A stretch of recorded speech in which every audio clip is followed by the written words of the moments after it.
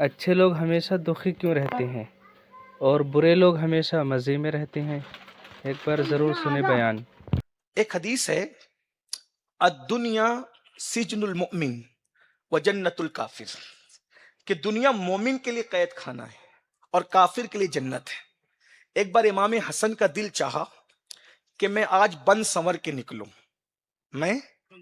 بن سنور کے نکلنا نفسانی خواہشات کی تکمیل نہیں ہے، یہ بات بھی میں نے آپ کو پہلے کہہ دیا، وہ الگ سی بات۔ بہرحال تو حضرت امام حسن نے نانا کا ماما باندھا، بابا کی ذوالفقار لی، چچا جعفر طیار کا پٹکا، اور اس شان سے جب فاطمہ کا چاند نکلا تو لوگوں کو یوں لگا کہ جیسے آمینہ کے چاند نے دوبارہ پھر طلوع کیا، کیونکہ ہم شبیہ رسول تھے نا، ایک سینے تک مشابہ، ایک وہاں سے پاؤں تک، حسن سبتین ان کے جاموں میں ہے، نیما نور کا تیری نسل پاک میں ہے، بچہ بچہ نور کا تو ہے عین نور، تیرا سب گھرانہ نور کا۔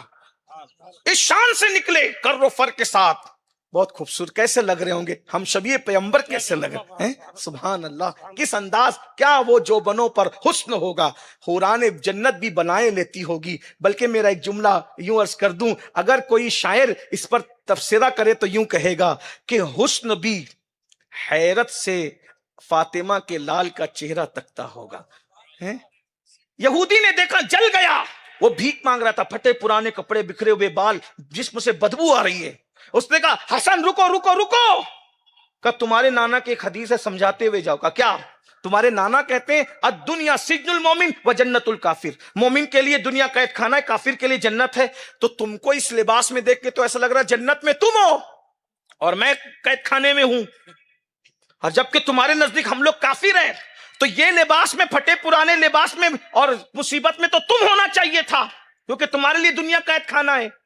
امام حسن نے کہا تو حدیث سمجھا ہی نہیں، نانا نے سچ کہا لیکن تو سمجھا نہیں۔ کہا کیا؟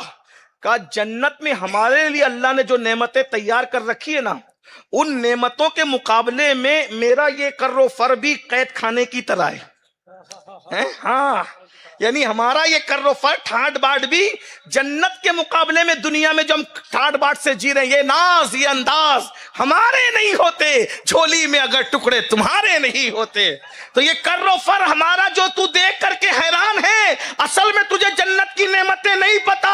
جنت میں اللہ نے جو نعمتیں ہمارے لیے تیار کر رکھی ہے، اس کے مقابلے میں یہ کر و فر قید خانے کی طرح ہے، اور اللہ نے جہنم میں تیرے لیے جو عذاب تیار کر رکھا ہے، اس کے مقابلے میں یہ تیری مصیبتیں جنت کی طرح ہے۔ یہ یاد رکھنا۔ تو یاد رکھیے، نفسانی خواہشات کے مخالفت کرو گے تو اللہ ہماری دنیا کو بھی جنت بنا دے گا۔ اب اس کا یہ مطلب نہیں کہ آپ اچھا نہ پہنے، اچھا نہ کھائیں، اچھا پہنے اچھا کھائیں، یہ سوچ کر اگر آپ اچھا اس لیے کھاتے ہیں طاقت جسم میں آئے گی، اللہ کی عبادت کروں گا تو آپ کا ہر لقمہ عبادت ہے۔ اچھے کپڑے اس لیے پہن رہا ہوں کہ اللہ کا شکر ادا ہوگا، یہ بھی عبادت ہے۔ وہ بات بھی ادھوری رہ جائے گی، میں بات اس کو پورا کر لیتا ہوں کہ اس بزرگ نے فرمایا کہ دریا سے جا کے کہنا کہ اس نے کبھی اپنی بیوی کو ہاتھ نہیں لگایا، اس کے حکم سے آیا ہوں۔ جیسے کہا دریا دو حصوں میں پھٹ گیا، رستہ بن گیا، وہ چلتے ہوئے چلا گیا۔